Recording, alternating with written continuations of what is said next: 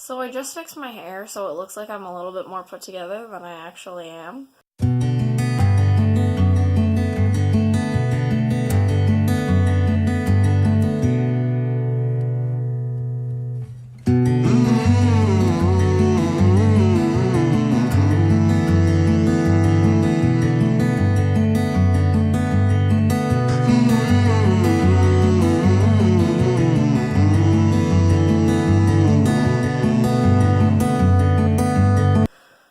This video is late.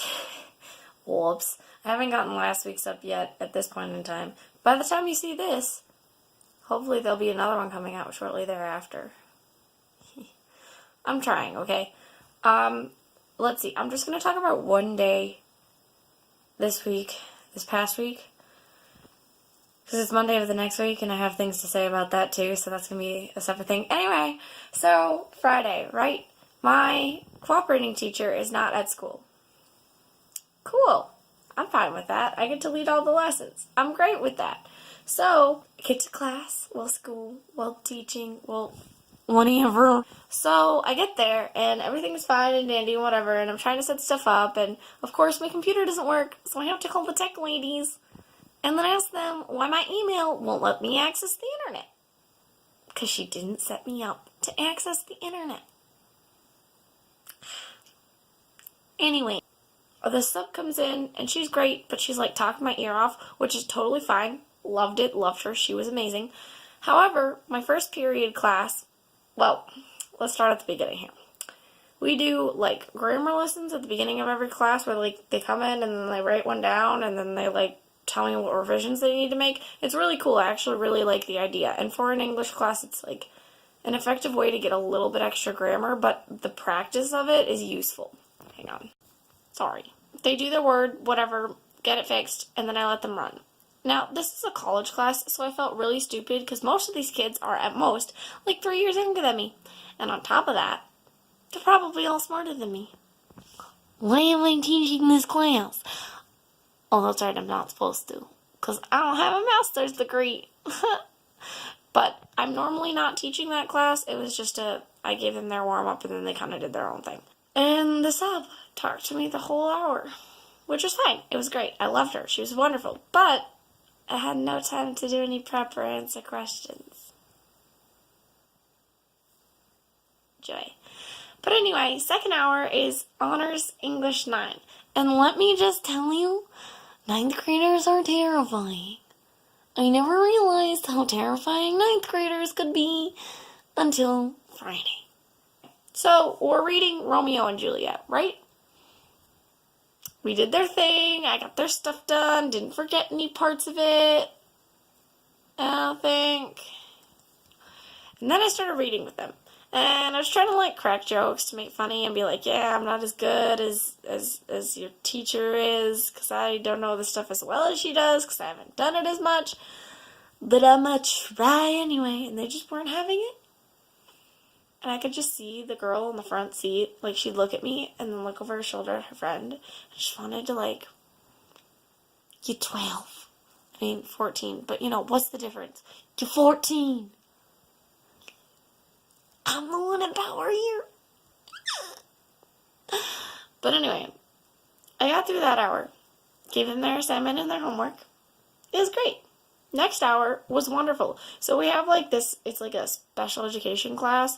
They're really cool kids, but there's a lot of them. We have 3 paras in that room, which is great that they provide us with that many paras. But it's sad that that class is so big that we need that many paras. So they do, again, a warm-up, a simpler warm-up where they're just writing to get them to write because they never write anything.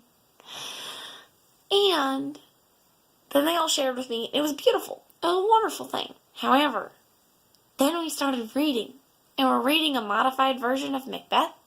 So I was trying to explain it and like whatever, and apparently that class went really well. And at this point in the day, I'm okay. My first 2 hours were not the greatest, but my third hour made me happy. So I go we have like a homeroom, and I'm helping the school's speech team. So I left the classroom with the sub, which was fine, I think. It was a little bit rowdier than my CT would have liked it to be when I walked back in for their class after the homeroom hour. But you know, I'm just not going to tell her.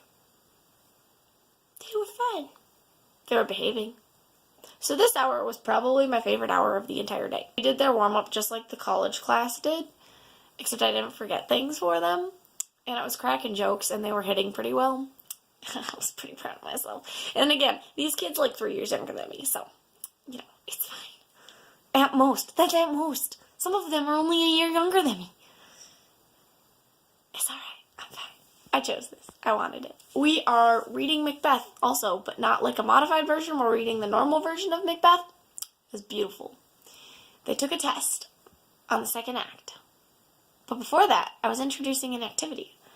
And I introduced it, and I was like, and maybe I'm the only one who finds this funny, but I was like, if I need to explain to you what personification, metaphor, and simile are, then I have an 8th grade lesson that I would love to show you. And they thought it was hilarious. Then they proceeded to ask me what grade level I wanted to teach at. And of course, I do want to teach at the 11th, 12th level. So I was like right about this level, and they got all excited and happy. And then they proceeded to tell me about a student teacher that my CT had last year that they hated. It was hilarious because they were all bashing her, and I was sitting there going,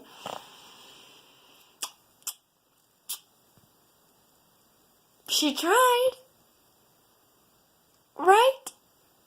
I have to believe that she tried. But, you know, it's good to know that they like me. And then I was like, okay, but now you gotta get to your test. Did the test, they were good, it was great. Then I started reading with them.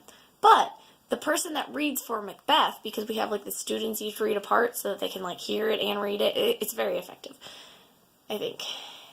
Anyway, the student that reads for Macbeth was gone. So I asked for a volunteer for someone who wasn't already in the scene. And I got a volunteer.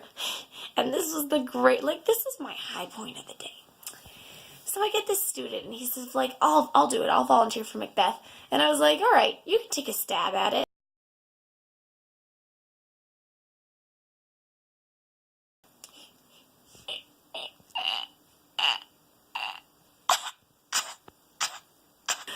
It's funny because Macbeth stabs the king. Anyway, that was a little bit of me nerding out. Sorry. Hilarious, right? The kid gets it, but none of the other kids do. And then he goes, oh, that's a good one. And then the kids think for a second, and then they start laughing. It was pretty good. Yeah.